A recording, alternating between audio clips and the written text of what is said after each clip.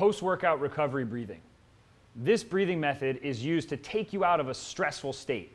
Stressful states can be caused from exercise or from any stress that you occur in daily life.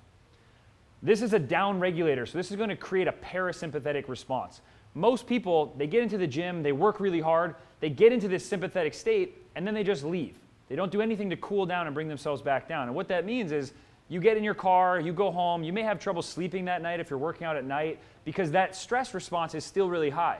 So we need to do something to bring you into a rest and digest and recovery state before you even leave the gym. This post-workout recovery breathing protocol is used specifically for that purpose. So what I'm going to have Donna do here, let's say we just finished an intense workout. She's already recovered her breathing, so she's back to normal. And now I'm going to have her lay down supine, so she's on her back. She can put her feet up on the wall or elevated up on a box, but I want her flexed about 90 degrees at the hip and at the knee. She's laying down nice and flat, so her spine is elongated and her lower back is flat to the ground.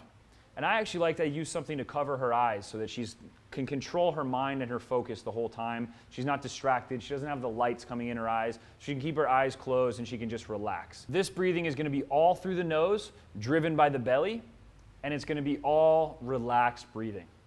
So the tempo here is going to be a 1 to 2 tempo. I'm going to have her use a 4-second inhale and an 8-second exhale. And again, that elongated exhale is going to be another trigger that's going to help us get into that parasympathetic state. So she's going to go ahead nice and slow with a 4-second inhale, counting in her head. Very minimal brief hold at the top, and then she'll do an 8-second exhale, super slow, fully exhaling all the way, not stressful at all relaxed. And then she'll go right back into the inhale. I'll usually use this one for time so that my athletes can just focus on the breathing tempo. They can count the cadence themselves in their head so it keeps their mind focused and they're not thinking about everything else that's going on in their lives that might create anxiety and stress. And I'll do this for 3 to 5 minutes after an intense workout.